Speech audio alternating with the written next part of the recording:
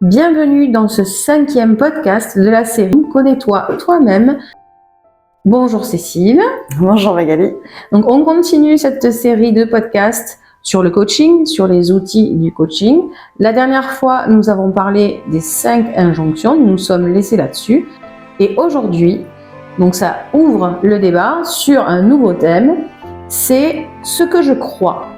Quelles sont du coup les croyances que j'ai construites, quelle est la réalité que je me suis construite grâce ou à cause plutôt de ces injonctions et puis de cette construction mentale qu'on a vue grâce à la programmation neuro-linguistique. Tout à fait. Grâce et à cause, tu as raison de le dire, parce qu'il y a des croyances qui sont très bien de croire, parce qu'elles nous permettent de nous réaliser pleinement. Hein.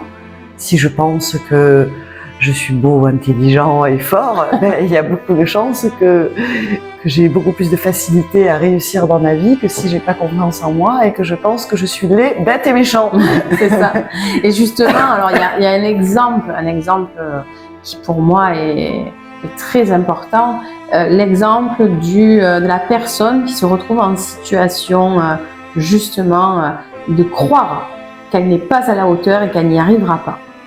Tu vois, donc c'est exactement ça, croyance, ce que je crois. Donc, comme je disais la dernière fois, en effet, notre environnement, à la fois socio-culturel, à la fois religieux, à la fois, tout ça a créé des croyances en nous et tous les messages que nous avons reçus enfants. Et le but du coaching, c'est de devenir conscient. D'accord ? On essaye vraiment de devenir conscient. Donc, on va essayer d'aller démanteler les croyances pour vraiment comprendre ce qui régit notre vie. Parce que tout ce système de croyances, c'est un filtre, c'est comme si j'avais des lunettes de soleil, et qu'à travers ces lunettes de soleil, je regarde la vie. Donc pour reprendre ton exemple, si par exemple je crois que je suis pas à la hauteur, tu vois, qu'on a reçu une de ces injonctions là qui fait qu'on se croit pas à la hauteur, style soit parfait, soit fort. Donc si je crois que je suis pas à la hauteur et que je dois prendre la parole en public pour expliquer un projet sur lequel j'ai travaillé, qu'est-ce qui va se passer ? Je vais me dire que je vais pas y arriver, déjà. Si je crois ça, je vais me dire je vais pas y arriver, je vais commencer à psychoter avant même d'avoir pris la parole en public. Du coup, je vais me sentir incapable, je vais avoir honte de m'exprimer, je vais pas me sentir à l'aise, je risque de bégayer. Et qu'est-ce qui va se passer concrètement ? Les gens ne vont pas être capables de m'entendre, mon message ne va pas passer correctement, et je vais même certainement m'auto-censurer. C'est-à-dire couper court parce que je suis pas à l'aise et je vais pas arriver à aller au bout de ma démonstration. Et donc, on voit bien dans cet exemple-là, comme quoi la croyance que j'ai, que je suis nulle, se répercute dans la réalité. Et à la fin, j'avais raison. Parce que vu que je crois que je suis nulle et que du coup, je le suis, la réalité vient confirmer ce que je croyais. Oui, et en plus, une chose est sûre, c'est que le fait d'être comme ça, d'avancer finalement avec un frein à main, parce que c'est exactement ça. Moi, quand je vois quelqu'un comme ça qui doute en permanence de ce qu'il est, de ce qu'il peut faire, c'est comme si on avançait dans la vie avec un frein à main, et ce frein à main montre aux autres qui sont avec moi qu'ils ont toute la latitude et la place pour s'imposer, et de fait, je crois encore plus que je n'y arriverai pas. Ah ouais, c'est carrément un cercle vicieux. Si je montre que, parce que finalement je le vibre, tu vois, on en arrive à ce dont on parlera plus tard, notre deuxième partie, la physique quantique. C'est sûr que si je pense que je suis pas à la hauteur, j'ai un comportement physique où j'ai un peu les épaules rentrées, un petit peu la tête baissée, je suis pas super à l'aise et finalement je l'émane, mon manque de confiance en moi. Et les autres le voient. C'est ça, en fait, j'ai tendance à comparer ça comme une brèche, tu vois. Nous, on montre cette brèche et cette faille, des fois ce trou béant, j'allais dire, et l'autre vient comme ça, il en profite pour s'engouffrer dans la brèche. Il s'engouffre dans la brèche. Et du coup, ça nous fait creuser notre tombe, j'allais dire presque, mais ça nous fait qu'aller toujours de plus en plus profond dans ce sentiment et cette croyance qui devient notre réalité et elle est complètement vraie. Donc notre système de croyance est vrai, mais il part d'une croyance qu'un enfant a reçue. Parce que est-ce que l'enfant, vraiment, il était à ce point nul quand il était enfant? C'est facile de recevoir une injonction comme ça de ses parents. L'enfant, il avait toutes les aptitudes. Et en fait, c'est surtout l'environnement, plus ou moins porteur, plus ou moins bienveillant, qui va lui permettre de se réaliser ou pas. Et d'où l'importance en fait du message qu'on reçoit enfant.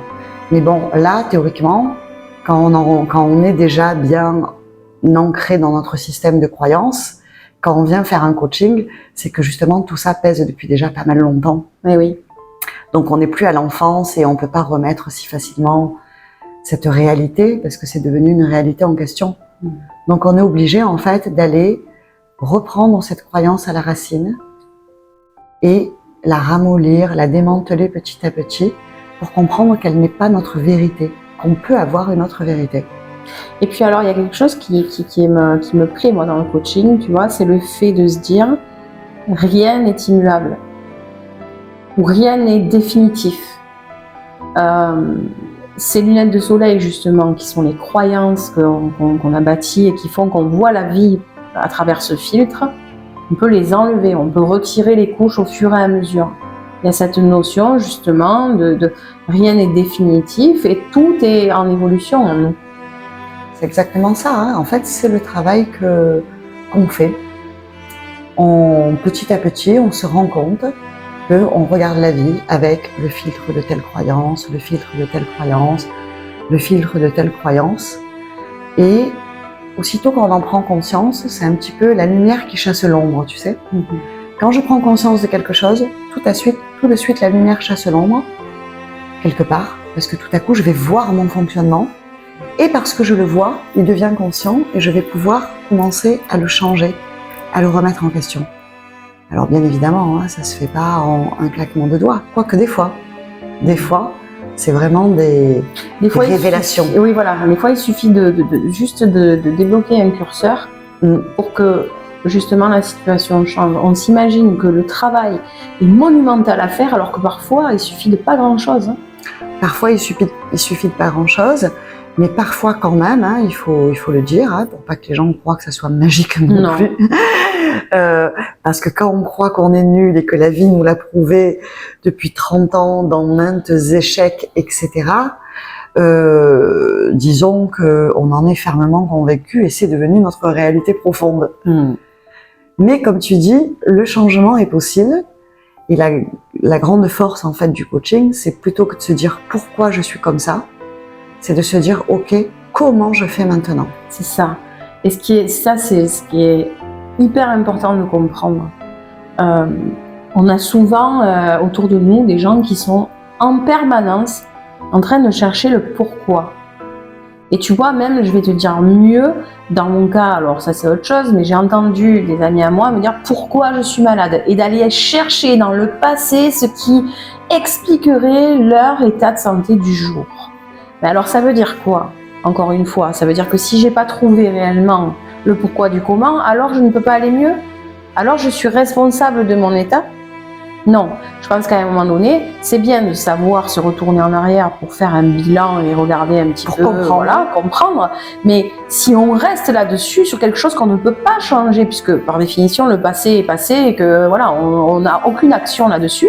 Le futur, bien évidemment, il n'est pas là, on ne sait absolument pas de quoi demain sera fait. Par contre, aujourd'hui, qu'est-ce que je peux faire pour évoluer, pour me débarrasser de ces pensées limitantes, de ces croyances limitantes qui font que je me retrouve dans des situations comme coincée et que j'ai du mal à... Toujours les mêmes situations en fait. Ouais, c'est exactement ça. Donc en fait, en coaching, on va chercher comment. J'aime bien la comparaison de braquer le projecteur sur soi. Et c'est exactement ce qu'on fait avec le coaching. Alors on va aller, comme tu nous disais, explorer ses croyances. Explorer notre inconscient qui est plein de ces croyances inconscientes. Alors du coup, on va aller explorer ces croyances, les regarder de près à la loupe.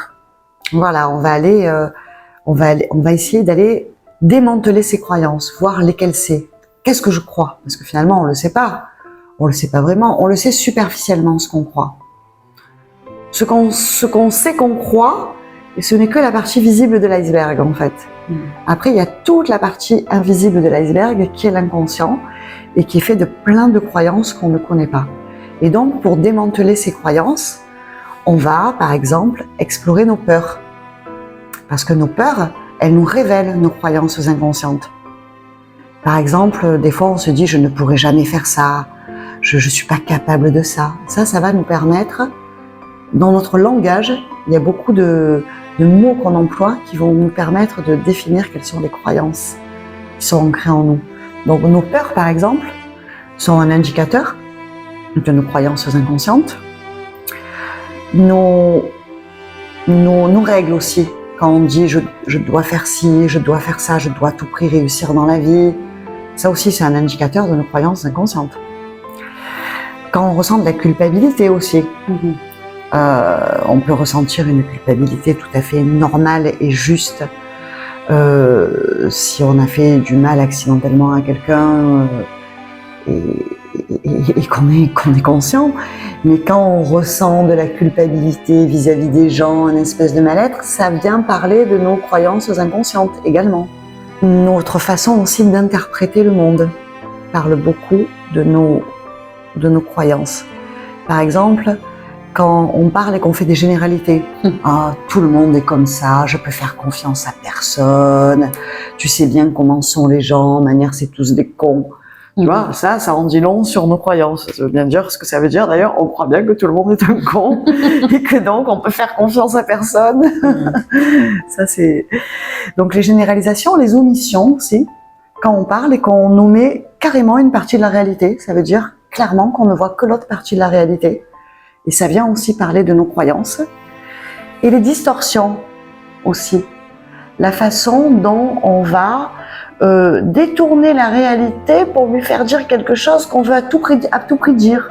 On ne voit que ça, tu vois. Et tous ces codes-là, en fait, nous permettent de vraiment aller démanteler nos croyances. On fonctionne un peu comme des ordinateurs. Hein.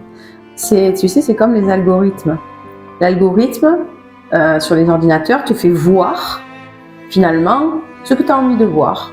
Tu vois, quand je te disais qu'on était des robots. Oui, mais c'est ça, ta sensibilité, ta réalité. Voilà, si tu regardes des vidéos sur, j'en sais rien, moi, le coaching, justement, l'ordinateur va calculer, hop, de manière à te faire voir, lui, ce qui t'intéresse.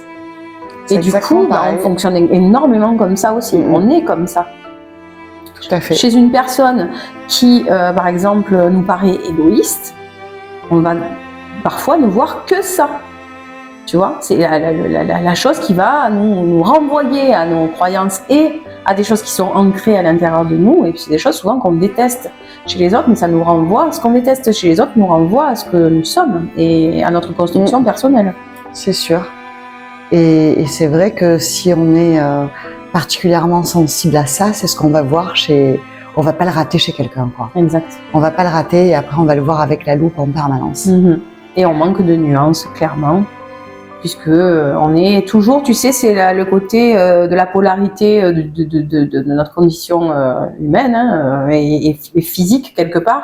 Le côté, il y a les bons, il y a les méchants, il y a les égoïstes et les généreux. Mais on n'arrive pas justement à réguler les curseurs de manière à parler justement de nuances.